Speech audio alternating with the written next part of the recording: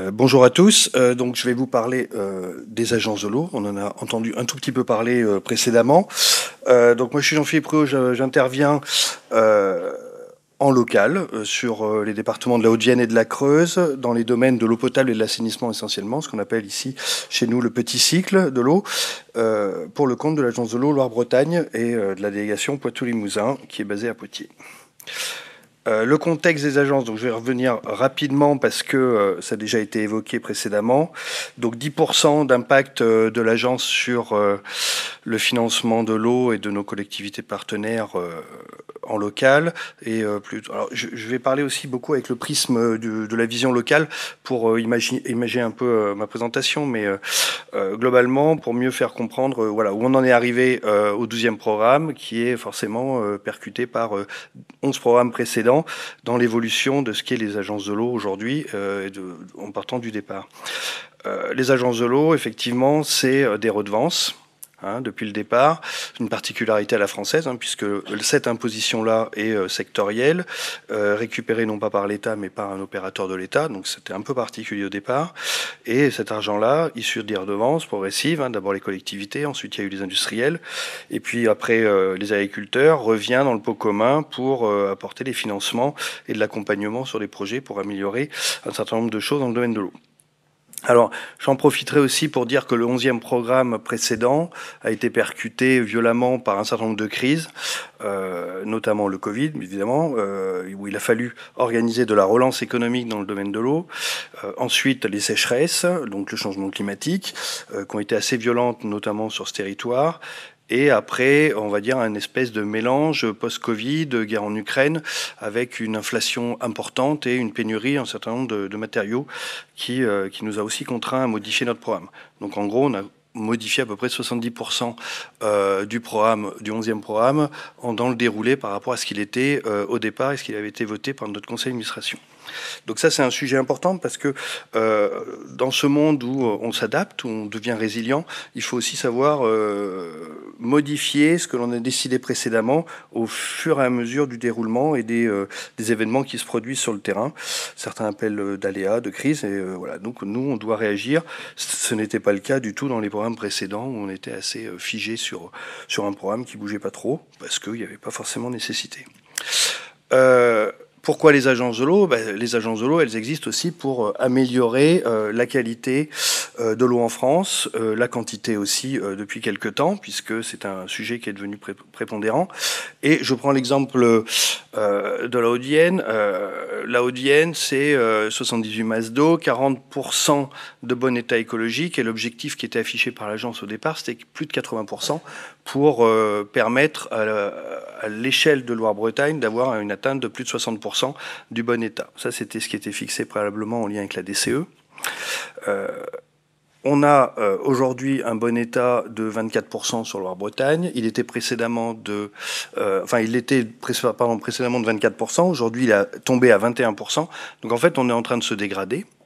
Et on est en train de s'apercevoir, et ça c'est une évolution dans notre façon d'appréhender les sujets, qu'il faut prendre en compte aussi les efforts financiers que l'on fait pour éviter la dégradation d'une masse d'eau en bon état, et pas seulement pour la reconquête d'une masse d'eau qui va passer en bon état à l'issue de nos actions. C'est le cas sur la Haute-Vienne comme partout sur le bassin. Il y a un véritable bilan qui est fait, notamment en lien avec le changement climatique, la raréfaction de la ressource en eau, puisque même avec le percentile 90, on arrive sur un certain nombre de paramètres, même s'il n'y en a qu'un seul, à dégrader des masses d'eau beaucoup plus que ce qu'on avait imaginé. Alors, la maquette budgétaire du 12e programme, dans ce contexte global, de pessimiste un petit peu ambiant sur l'état des eaux et de percussions budgétaires sur différentes crises qui nous concernent. Alors, effectivement, on a quand même un programme qui est assez important. Alors, j'ai entendu dire qu'il n'était pas assez important. Moi, ça me va très bien. Mais globalement, on est sur 2,5 milliards sur ce 12e programme. Alors ça, c'est les recettes. 2,1 milliards, ça doit être à peu près ce que l'on dépense. Et c'est un programme qui va aller en accélérant. Donc, on démarre péniblement. On a été soumis à quelques contributions en plus qui nous font démarrer encore plus péniblement.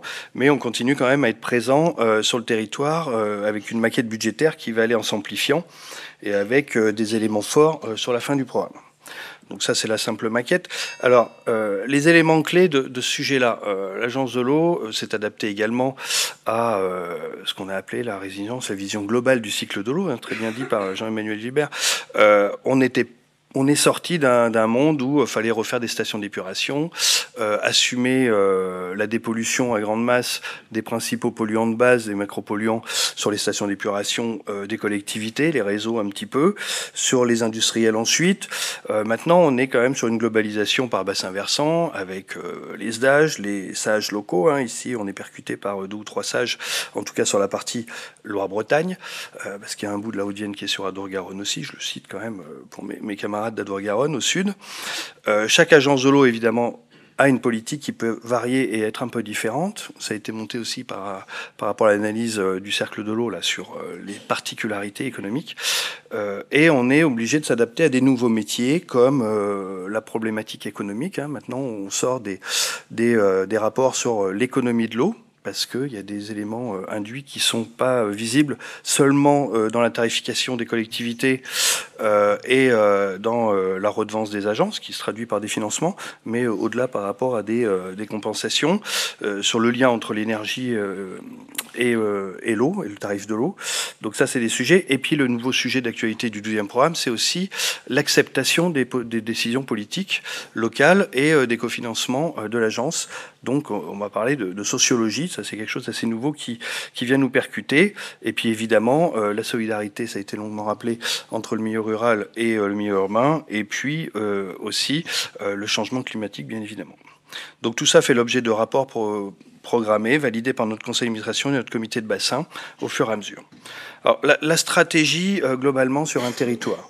Alors évidemment, notre feuille de route à nous, c'est le SDAGE, hein, donc nos modalités qui sont votées, mais on s'appuie sur cet outil réglementaire qui est quand même le SDAGE, qui fixe un certain nombre d'objectifs et qui permet d'ouvrir largement ce qu'était avant le petit cycle de l'eau au grand cycle de l'eau et à l'éventuel lien entre les différents usagers de l'eau, les différents consommateurs et les conflits d'usage qui pourraient en découler.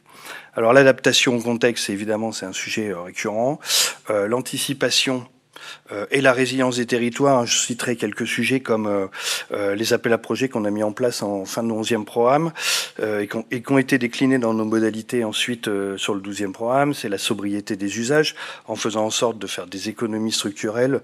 Ça a été rappelé par rapport à des actions qu'a fait Aquacé sur le milieu industriel. On est d'ailleurs en lien avec l'agglomération de Limoges sur un projet qui percute à la fois les collectivités locales et des usagers économique ou du tertiaire dans le territoire. L'objectif du plan eau pour nous sur Loire-Bretagne, c'est 10%, y compris pour le monde agricole, ce qui n'est pas simple. Voilà. Aujourd'hui, plus le milieu sera rural, plus ça sera difficile à atteindre, parce que la ruralité, qui est encore très très très rurale hein, par rapport à ce qui était dit par la personne qui intervenait sur plutôt cette Normandie, nous, si je prends l'exemple de la Creuse, vous voyez, c'est 7 millions de mètres cubes à l'échelle d'un département, pour 80 000 abonnés. Hein. Donc on est quand même sur quelque chose de très petit et avec un linéaire de canalisation d'eau potable où on est à 6 fois la moyenne nationale. Donc c'est totalement impossible de pouvoir faire du renouvellement en local sans avoir l'appui extérieur financier pour pouvoir le faire, au-delà même d'éventuels emprunts, parce que les emprunts, il faut les rembourser et au bout d'un moment, vous n'avez plus les capacités d'en faire. Voilà, donc ça c'était juste pour dire que la ruralité c'est un sujet et l'agence de l'eau a un coefficient de majoration des aides pour la ruralité. Donc je passe assez vite encore hein, sur la gestion équilibrée, mais le grand cycle fait l'objet de contractualisation très forte, notamment en lien ici avec la région Nouvelle-Aquitaine, mais dans tous les territoires, parce que nous sommes découpés par positionnements régionaux, pour de manière à avoir un partenariat renforcé avec les régions. Le grand cycle fait l'objet de contrats qui permettent quand même de fixer les choses, et c'est là où on a le plus de mal à faire bouger, contrairement à ce qui avait été fait dans un premier temps sur les collectivités, à faire s'améliorer l'état des masses d'eau, les problématiques de polluants émergents. Tout ça vient percuter l'activité diffuse, qui est beaucoup plus complexe. Donc c'est du long terme. Sur ce 12e programme, il y a 3 objectifs très importants, hein. Les points clés, c'est de toujours se positionner sur des objectifs fixés quantitativement et chiffrés, et de manière à pouvoir répondre à nos décideurs et à nos ministères de tutelle, de manière à ce que on puisse justifier si on n'atteint pas tel ou tel objectif. Ça veut dire qu'on va sélectionner les dossiers. On n'est pas là pour couvrir la problématique économique dans sa globalité. Tout ce qui est lié au renouvellement, d'une manière traditionnelle à l'agence de l'eau, on ne finance pas. Le renouvellement appartient à la gestion elle-même des collectivités ou des industriels, parce que le cas échéant, on finance aussi des projets industriels. Voilà, tout ce qui est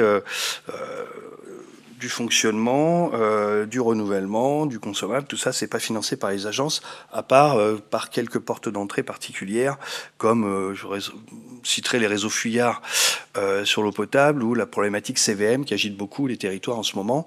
Donc dans ces cas très précis, on peut intervenir avec des financements relativement modestes. Donc la sélectivité est importante et on essaye d'être plutôt déclencheur sur des domaines où on a une efficacité et où l'enjeu est très important. Et puis après, c'est la transversalité de nos actions. En termes de coopération, on ne peut pas, nous, agence de l'eau tout seul, faire bouger un dossier si tous les acteurs autour du projet ne sont pas réunis et ne sont pas dans l'acceptation, au-delà même des usagers, hein. Je parlais tout à l'heure pour la sociologie des usagers, mais entre les services de l'État, les acteurs eux-mêmes, que ce soit agricoles, industriels ou collectivités, plus les cofinanceurs, y compris la Banque des Territoires, en tant que le dernier accompagnateur sur le reste à charge, c'est important que tout le monde soit d'accord sur ce projet-là. Les enjeux, alors là je vais passer très vite, hein. Je rassure tout le monde, j'ai mis aucun taux d'aide, comme ça au moins on ne parlera pas de cuisine interne.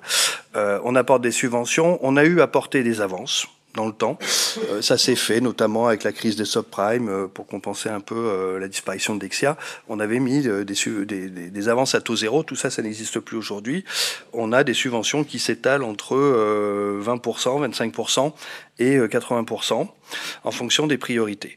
Donc les priorités sont simples, hein. La résilience est évidemment au cœur de nos préoccupations, les économies d'eau, la gestion intégrée des eaux pluviales, parce qu'on ne peut plus faire de réparation ou de restructuration de réseaux d'assainissement sans percuter aussi le pluvial. Sur les grands bassins versants, on ne peut plus traiter de la question des milieux aquatiques sans réfléchir aux zones humides, sans réfléchir à l'activité agricole, sans réfléchir à l'évolution. Les études hydrologie, usage, milieu, climat en sont le bon exemple.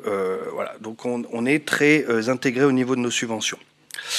Les points clés du 12e programme, donc on a 2 priorités, c'est quand même la solidarité. Alors la solidarité, moi je vais être un peu pessimiste, hein, avec l'urbain et le rural, c'est 10% de majoration des aides en milieu rural pour l'assainissement et c'est l'exclusivité des aides pour l'eau potable sur le milieu rural. Bon, alors ça fait pas, je pense que ça emportera pas la situation quand les territoires ruraux devront vraiment être au pied du mur, de ce fameux mur d'investissement de renouvellement. Et qui dit renouvellement, c'est pas à l'identique, c'est de le remettre en conformité avec une nouvelle façon de gérer l'eau dans le village ou dans les campagnes. Donc ça, c'est un vrai sujet.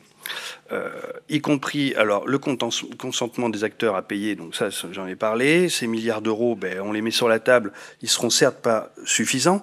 Ce début de 12e programme, puisqu'on est en fin d'année, on n'a jamais fait une meilleure année, une meilleure première année que sur le 12e programme sur Loire-Bretagne. C'est-à-dire qu'on a consommé tous les crédits qu'on avait, d'habitude on en a du reliquat qu'on peut reporter sur les autres années. On a fait la plus grosse première année de toute l'histoire des programmes. Donc voilà un peu pour finir. Et les moyens, donc voilà, c'est 2,1 milliards d'euros. Vous voyez que la part assainissement, eau potable, industrie, et puis on va dire, voilà, ce premier gros tiers, 40%, ça c'est le petit cycle, et tout le reste que c'est le grand cycle. Donc l'agence de l'eau Loire-Bretagne, pour finir, accentue de plus en plus son effort financier sur le grand cycle, qui est la cause de la dégradation principale aujourd'hui des milieux, et réduit la voilure sur le petit cycle. Donc pour rebondir sur ce qui a été dit précédemment, ça veut dire qu'on va se désengager progressivement du petit cycle, hormis sur quelques spécificités particulières émergentes, comme les micropolluants ou comme la sécurisation, je parle du PGSSE par exemple sur l'eau potable. Donc voilà, c'est pas forcément ce qui pouvait être attendu. Et derrière ça, ben, il y a des hommes et des femmes qui travaillent. Ça aussi, c'est les moyens. Beaucoup d'ingénierie. La particularité des agences, c'est d'avoir un statut particulier où on a un mélange à la fois de fonctionnaires d'État et de personnes qui viennent du droit privé. Et donc, ce mélange de personnel et d'expertise est assez particulière et intéressante pour un domaine aussi complexe que le domaine de l'eau. Voilà, je vous remercie.